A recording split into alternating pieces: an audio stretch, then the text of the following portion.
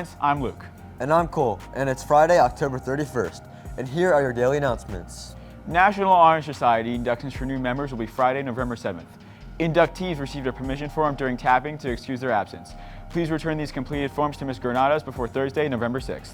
Our next club meeting will be November 18th after school in the Media Center.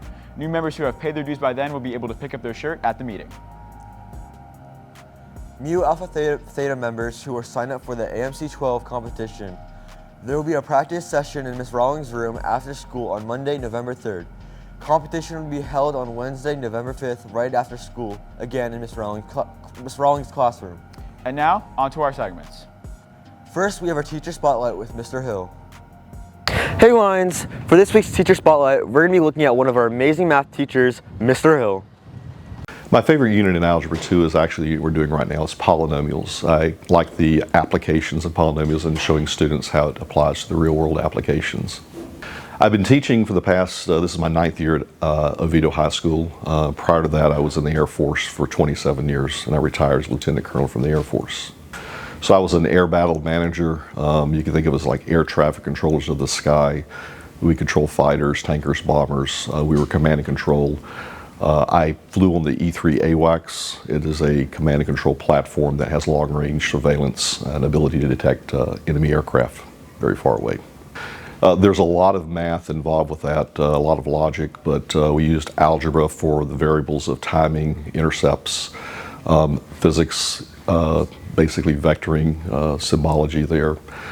We used trigonometry and geometry for the applications of actually intercepting the aircraft as well. Mr. Hill served in the Air Force prior to becoming a teacher, where he used his skills, including math, to carry out his tasks in the Air Force. He applies his prior knowledge to help teach his students. I do a lot of Kagan. Basically, I'll take students and I'll pair weak students with strong students and put them in groups to help them. I like to create my notes that are scaffold for students so that they can actually understand step-by-steps of the process of learning the Algebra 2 problems. It's called Euler's constant, and Euler spelled E-U-L-E-R, and it's Euler's identity. If you look at Euler, he had E raised to the I times pi plus 1 equals 0. It's a very elegant math equation in terms of an identity. There's a lot of math giants out there and a lot of contributions, but Euler really was the one who synthesized the ancient math ideas and allowed the modern mathematics to really progress to where it is today. In case you missed the homecoming game, here are some highlights from Ethan.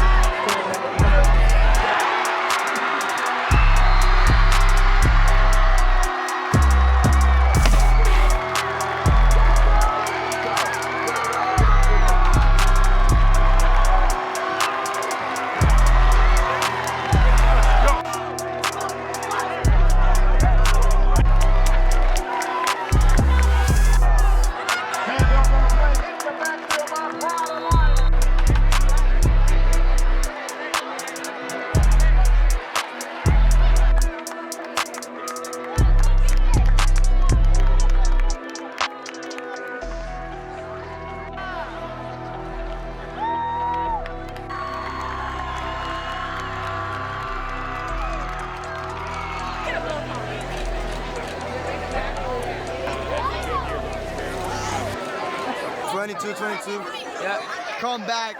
The old Oviedo Lions come back. Yeah.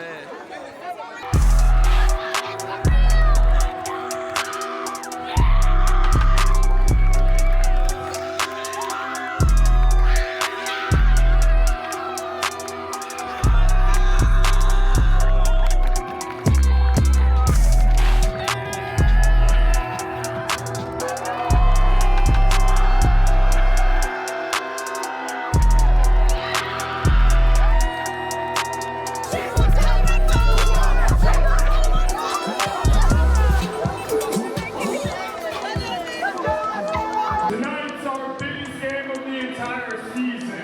It's a district championship between us and the Evans Trojans. They're ranked 30th in the state. We're a top 100 team. We need you guys to come out, show some love. We're the 4th highest scoring team in the state. We need your support. Come be loud, come be rowdy, and help us enjoy this district championship tonight.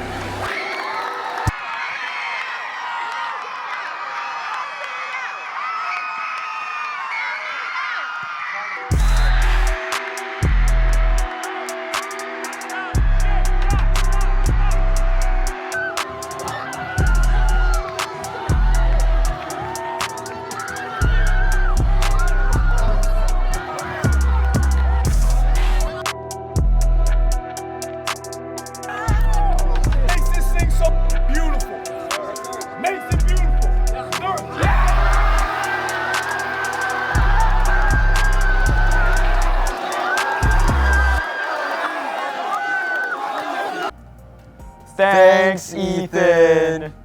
Now here's how Oviedo residents got ready for Halloween. Here in Oviedo and Winter Springs, many people get into the Halloween spirit by decorating their houses. For many of these decorators, there's one thing that makes all their hard work worth it. The kids. I enjoy being artistic anyway, but I do it only for the kids. One year I did not do it, and one little boy said, "Oh man, the lady who lived here last year really used to decorate." And so I said, "Well, I promise you," I said, "that was me. I promise you I will decorate always from here on as long as I can." The theme is a pumpkin spider, so they're human pumpkins, and they are fighting spiders. And so yeah, it's all my wife's idea. She comes up with something different every year. I've made the spiders out of great stuff, that spray foam, and I've done some strange pumpkin things. Some pumpkin heads that I've made. Some of them aren't out yet. So it's just the craft things that I make, I think, that are my favorite things. To most of us, Halloween is just a night of trick-or-treating, but to some people, it means months of preparation. We have had these Halloween figures inside of our house, 3 rooms filled for the last month and a half. Yeah. I enjoy my husband scaring the kids because they look forward to that and they're disappointed if he's not out there trying to scare them. We have several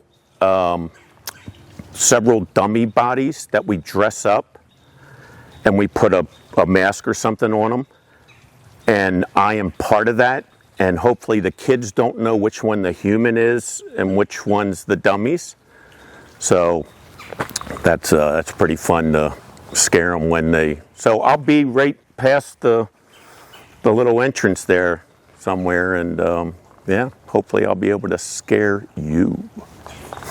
So be sure to keep an eye out this Halloween and don't let your guard down. For WROR TV, I'm Brian Alfert. And to end things off, here's Evan with a review of Scream. Hey guys, I'm Evan. Do you like scary movies? Because today, I'm going to be reviewing the movie that revived and redefined the slasher genre. The original 1996 Scream movie. See, on the surface, this may seem like your average generic slasher movie, but when you actually watch it, you'll see it's actually a very clever, well-done slasher, with an interesting twist at the end. This movie spawned many other sequels and rip-offs, but none compared to this one. And it all starts with a phone call. A mysterious killer calls young high school student Casey Becker and questions her on her horror movie knowledge. This quickly escalates as the phone call gets very dark and Casey is eventually eliminated by the killer. But don't worry, the teen girl will be falling today, will last much longer. Her name is Sydney Prescott, and she's got some major issues concerning the 1-year anniversary death of her mother, which is giving her major trust issues with her boyfriend, Billy Loomis. Later that night, she receives a call from the same killer, telling her about her mother. However, there's one problem with this killer, and it's that he's the clumsiest serial killer ever. This guy just stumbles around and falls on top of everything like he was just spun around 10 times before actually going for the kill. In a way, it makes fun of some of the plot armor that a lot of horror movie characters have in most horror movie films, by making the killer extremely incompetent. There's also many different self-aware jokes this movie makes, which is pretty funny. But the real moment that makes this film different is the twist at the end. There are not one, but two killers. Not only was it Billy, but his clumsy friend Stu as well. This twist is what really set this movie apart from others, because what it brought to the table was never really seen before. For me, it was a great refresh compared to the other popular slasher movies. I think it's a really memorable film that redefined the genre and saved it from certain doom. Audience fatigue. This was a very clever horror film that you definitely do not want to miss out on this Halloween season. So, settle down this evening, grab some popcorn, and whatever you do, don't pick up the phone. I'm Evan, see you next time. That's it for today, and have a great day, and Happy Halloween!